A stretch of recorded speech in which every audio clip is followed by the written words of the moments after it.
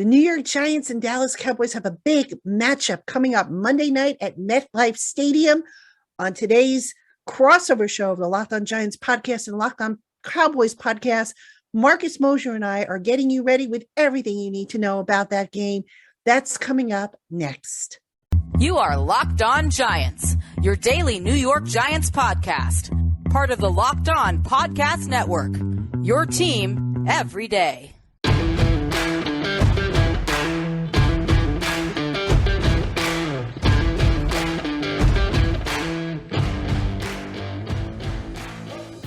Today's episode is presented by Prize Picks. Prize Pick is daily fantasy made easy. Pick 2 to 5 players. If they score more or less than their Prize Pick projection, you can win up to 10 times your money on your entry. First-time users can receive a 100% instant deposit match up to $100 with promo code LOCKEDON. That is prizepicks.com, promo code LOCKEDON. I am Marcus Mosher from LockedOn Cowboys, and we've got a fantastic crossover episode today with Patricia Traina from LockedOn Giants. Patricia, welcome. Thank you for being here. 2-0 Giants. This is weird. I gotta say, I don't know if I can ever remember the Giants starting off 2-0. This is strange. You'd have to go back to 2016, and the Giants are trying to get to 3-0 for the first time since, wait for it. Are you ready? I'm ready. 2009, when they started 5-0. So it has been a long, long time. And, Monday Night Football at MetLife Stadium, Ring of Honor inductions. It's going to be a whiteout. The Giants are planning a whiteout because they're going to wear their all white uniforms. They are pumped. As they should be. It's a fun team for the first time in forever. We were actually talking about that pre-show. Like, this is the first time in several years Giants fans can be really excited. So, Patricia, let's go ahead and start with this. What's the biggest storyline for the Giants going into this game, other than the potential of them maybe starting off 3-0? Yeah, I mean, basically, it's this team for real. What's been the secret of their success? Nobody gave the Giants much of a chance this year. They figured, okay, bad salary cap situation. The Giants, weren't able to do much in free agency the way they wanted to. The draft was pretty solid, new coaching staff, a lot of question marks. Is Daniel Jones the guy? Is Saquon going to be Saquon again? Well, so far, all those questions are being answered and in a way that everybody is happy with, as evidenced by the 2-0 start. Now, has the team been perfect? No. They've got to learn to start faster. The Giants are currently being outscored in the first half of the game by their opponents, so they have to work on that, obviously, and improve that. The games have been close. The Giants have scored, I think it's 21 and 19 points in their 2 victories. So you're still not at that 25-point threshold that you'd like to see the playoff teams get to. But overall, the Giants have learned how not to lose. They're learning how not to lose and how to win. They have a big test with their first division game of the year against the Cowboys. The Cowboys, even without Dak Prescott, still a very, very dangerous opponent. And Giants just don't do well on Monday Night Football for whatever the reason. They don't have a winning record. So going to be interesting to see if the Cowboys come in. They're riding high, having won last week, but the Giants are riding high as well. And who's going to be the last man standing, so to speak? I should ask you really quickly about Saquon Barkley, because through 2 games, he looks phenomenal. Like shades of the 2018 Saquon Barkley. How does he look to you? Yeah, he definitely looks like the Saquon of old. He's been talking all spring how he was able to train the way he wants, how he felt good, how he thinks he's going to be, himself again.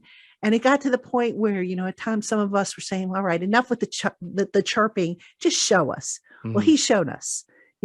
Against the Titans, he ran for 164 yards. Now, the Panthers did a little bit better of job shutting him down, but still there were some runs and some plays that Barkley made, particularly in space, that just made you go, wow. So he has definitely looked like he is on the comeback trail. He's in a contract year. He wants to be a Giant for life. Is that going to happen? We'll have to see, but so far, so good with him. Yeah, he's looked incredible so far. For the Dallas side of things, it's how long can they continue to tread water with Cooper Rush at quarterback? They've got a big win over the Bengals last week. I don't think anybody was predicting the Cowboys to do that. Now you play a team in the Giants that the Cowboys have historically played well against, they've had a lot of success against Daniel Jones.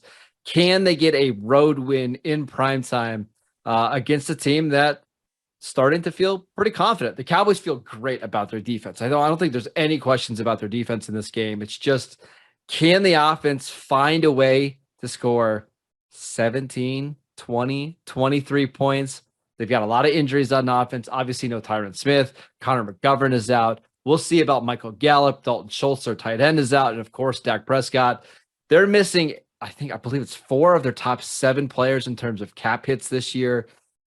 It's going to be really tough, Patricia, for the Cowboys to find ways to be successful on offense, especially against Wink Martindale's defense, who, my goodness, he doesn't even need a reason to blitz. He'll send 7 or 8 guys just because it's fun and he wants to. Yeah, but you know what? The Cowboys do have Micah Parsons, and against that offensive line, and we'll talk about this more when we talk about matchups in the next segment, but that's going to be something to keep an eye on for sure. Yeah, and let's go ahead and talk about the big matchups right after our sponsor. Hey guys, you want more energy to counter the negative physical effects of aging? Nugenix Total Testosterone Booster with Testofen will help you turn back the clock, re-energizing your workouts, getting you better results at the gym, and help you look and feel like the person you really want to be. Nugenix Total T contains man-boosting key ingredients like testofen. It's been validated in 5 clinical studies shown to boost free testosterone levels in men. Because Nugenix Total T boosts free testosterone, the aging process robs, you'll feel stronger, leaner with more energy and drive. While every product professes quality, many products use generic ingredients that are often far less than clinical grade. With Nugenix Total T, you get the same clinical potency levels used in the trials, and Nugenix's formulation is backed by 10 years of science and research. Now, get a complimentary bottle of Nugenix Total T when you text NFL to 231-231. Text now and get a bottle of Nugenix Thermo, their most powerful fat incinerator ever, with key ingredients to help you get back into shape fast, absolutely free. Again, text NFL to 231-231. That's 231-231 NFL. Message and data rates may apply. Terms apply. Available at nugenix.com/terms. All right, welcome back. We're going to get to the biggest matchups in this game, and I've got a feeling we're going to be talking about one Micah Parsons in just a second. But Patricia, what's the key matchup you're keeping an eye on? Yeah, I mean, you said it. I mentioned it in the last segment. You just said it now. Micah Parsons against the Giants offensive line. That pass rush that Parsons can bring. And, he can bring it from any place on the formation. I mean, that guy, you line him up on the left side, on the right side, in the middle, it doesn't matter. That guy can penetrate and give you headaches. And against a Giants offensive line whose pass pro has not exactly been sharp the first 2 weeks of the season, I'm a little bit concerned about that. I'm concerned about the matchups. I don't know where defensive coordinator Dan Quinn is planning to play Parsons the most on Monday night, but if I were him, I would maybe look at right tackle Evan Neal, because Neal, he's still a rookie and going to be a good one day, but still a rookie, still kind of learning and getting his feet wet. Or I might even try and some stunts or twists and send them up inside the interior of that offensive line, which has been shaky. So that matchup really, really scares me. Now, the other matchup that I'll mention is going to be the Dallas receivers, particularly CeeDee Lamb, against the Giants cornerbacks. Now, I don't think the Giants are going to have the cornerbacks travel. In the past, Adoree Jackson has traveled with the top receiver on the opponents. I think the Giants are going to play it straight up. But, Aaron Robinson is probably not going to play Monday night. He's still probably another week away. Last week they had, they put the rookie Cordell Flott in there, and he had some struggles. He had some good moments, but he had some struggles. So I'm a little concerned about that cornerback spot. And I would not be surprised if Kellen Moore tries to match up CeeDee Lamb against a weak link in that defensive secondary, which is going to be that second cornerback spot. Yeah, I'm glad that you mentioned Cordell Flott, because I think what the Cowboys are going to do with Cooper Rush at quarterback, they're not going to throw the ball down the field. So you don't have to worry about them gashing the Giants for 60-yard bombs down the field. Now, what they will try to do is see how your corners tackle in space. So they might try to get CeeDee Lamb on some under routes and see if you can get him one-on-one situations with the rookie from LSU, just to see, hey, how much does he want to tackle somebody like CeeDee Lamb? Or they might be using some Noah Brown in some of that same kind of role. So that's where I'm really curious to see how Dallas does, because their offense is going to be a lot of dink and dunk, but they're going to force you to tackle. And then back to Micah Parsons, just really quickly.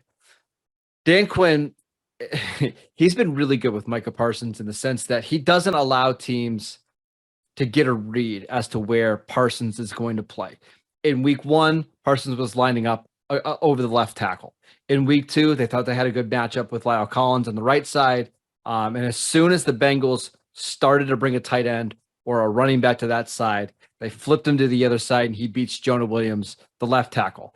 The Bengals were able to then move a running back over there. It's just like a chess game, Patricia, right? Mm-hmm. So what did the Cowboys do then? They widen out their defense, and they have Parsons coming straight downhill against the center in pass pro, and he's able to make plays that way. I wouldn't be surprised in this game if Dan Quinn looks to get Parsons matched up with the guards, because I think that's, I mean, please correct me if I'm wrong, that's probably the weakest part of this offensive line. Yeah. And in terms of pass pro, yes. So I wouldn't be surprised if you see a lot of like the Marcus Lawrence and Dante Fowler as the traditional defensive ends. And then when it's 3rd and 7, 3rd and 8, that's when they're getting Parsons lined up against the guard. That's the best way that the Cowboys can create pressure. And to be honest with you, it's probably the only way the Cowboys can win this game. If the Giants are scoring 21, 24 points, Dallas isn't going to win. They've got to get takeaways, and they've got to hold the Giants to 10, 13, 16 points. In other words, the good old days, or the bad old days if you're a Giants fan. This feels like it's going to be a slugfest, right? Like both these teams they want to lean on their defense. They don't want their quarterbacks to mess things up. At least that's my read on how I think the game's going to go. Oh, I absolutely agree. It always is a slugfest between these two teams. Yeah. They're division rivals. You know, Dallas has gotten the better of the Giants for most of the last, several matchups, but this is a new era of Giants football. The crowd's going to be into it. They're excited. It's going to be electric at MetLife Stadium. It's a rare Monday night home football game for the Giants. And, the Giants, I'll give them credit. On Monday nights, they really bring it as far as, the fan experience and the excitement. And it's just up to the football team to do its part. Patricia, I want to ask you about one more matchup before we move on, because Trevon Diggs has been really good against Daniel Jones in the past. I just get the feeling that Dable and Jones aren't going to test Diggs down the field much. So I'm keeping an eye out on Richie James, who so happens to lead the Giants in receiving yards so far. How has he been so productive early in the season? Well, first off, if I had told you Richie James would be the Giants' leading receiver, would you have believed me? No, because I thought it would have been Wan'Dale. I kind of would have thought it would have been Wan'Dale early in the season. Right. Richie James, and I had a chance to speak with him for a story I did on Giants Country. Richie James' secret is very simple. He came in, as you know, he was let go by the 49ers. They didn't re-sign him after he had that, I think, a knee injury, a season-ending knee injury. Comes into Giants camp and determined to show the rest of the league that he can still be the guy. All right. Now, he was starting to come on with the 49ers, but injuries derailed him. So he comes in, he learns the Giants playbook, knows it like the back of his hand. That has been the key to Richie James, knowing that playbook and being able to go out there and execute it. Brian Dable has said, and this comes up all the time, especially with this mess with Kenny Golladay saying how he should be playing regardless. Well, Brian Dable has said time and again, if it's a competitive room in the receivers room. Mm-hmm. If you know the playbook, if you're willing to compete, you're going to get snaps. If you don't know that stuff, you're not going to get snaps. It's that simple. It's really not, this is as old as time. You play the guys who give you the best chance to win. And Dable doesn't care that, Richie James is on a 1-year contract, as an unrestricted free agent, whereas Kenny Galladay's making what, 13 million in base You just salary. play the better player. He They're does. just playing the better doesn't player. care. Right. You play the better player, the guy who's hungrier, the guy who's going to go out there and give you the best chance to win. And right now, they feel Richie James is a guy who can give them a chance to win. And he has. If you think about it, he has. I think a couple times he's either been the leader in receiving yardage or receptions for the Giants in the first 2 games. Cowboys are going to have some problems with him. He's a very dynamic receiver that can play in the slot, can play outside. I keep an eye on him. He would not be surprised if he's their leading receiver for the 3rd game in a row. All right, we're going to make some. Either. Yeah, he's just a good player. I'm glad to see him finally getting some opportunities on an offense that fits his skill set. We're going to give our predictions for this big NFC East game, but first, a word from our sponsor, BetOnline.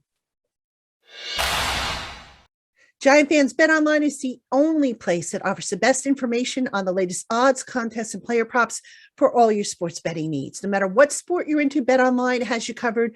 Plus, they offer everything you need to know for live betting and your favorite Vegas casino games.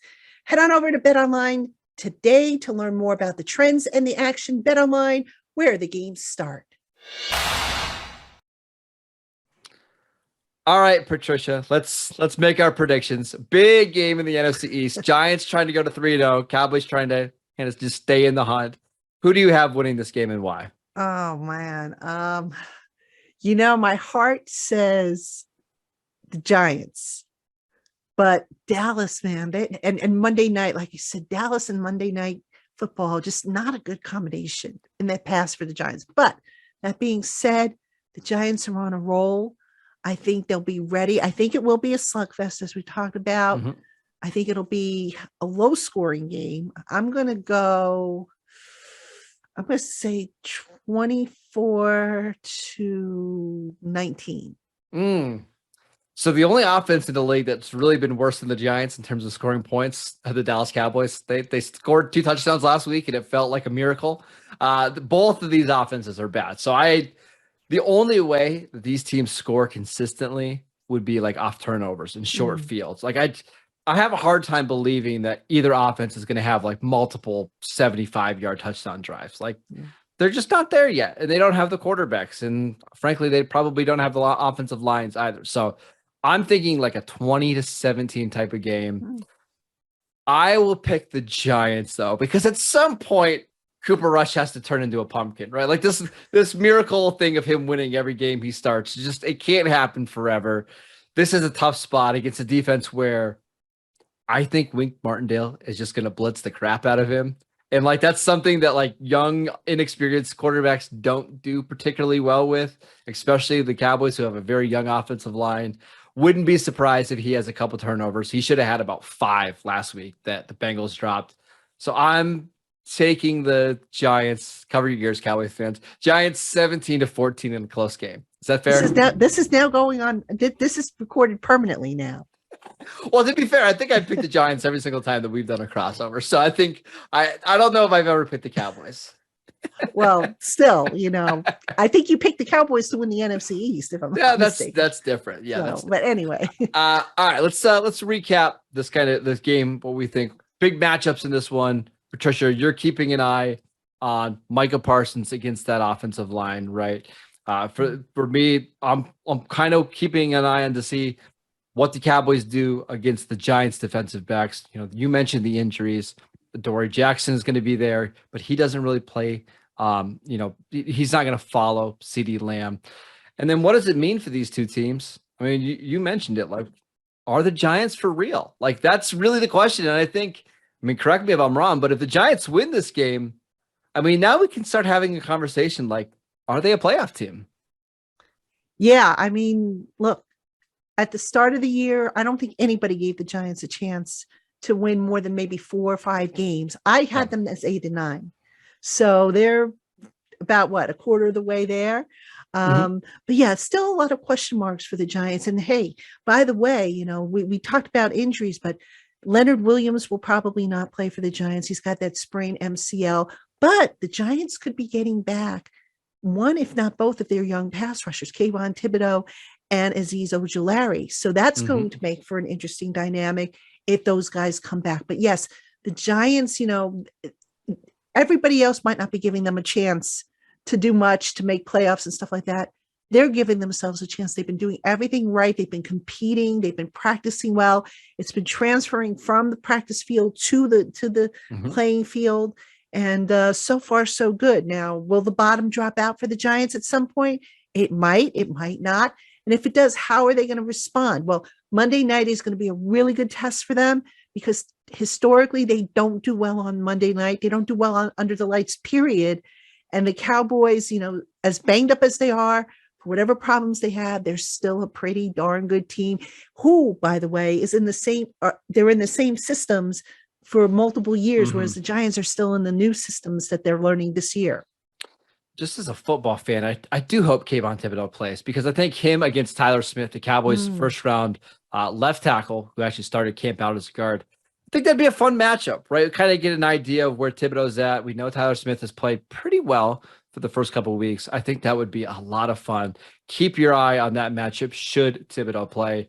And then we think this is going to be a close game. Trisha, I would be shocked if either team wins by double digits in this one. It doesn't feel like that kind of game at all, unless there's just a bunch of turnovers, right? Yeah. It feels low scoring.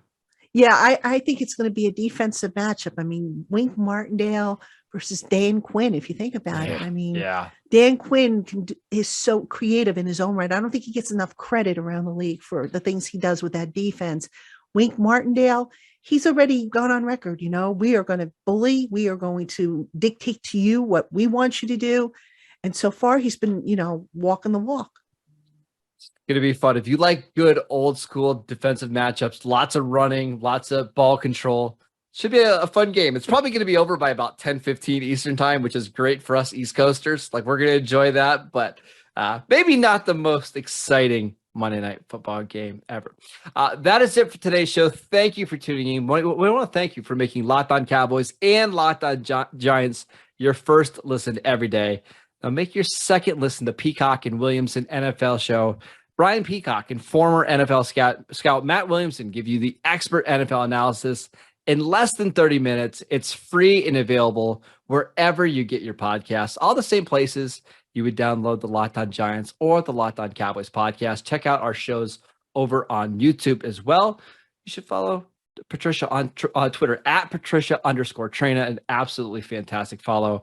I'm at Marcus_Mosher. Patricia, enjoy the game. I can't wait to talk to you later in the season.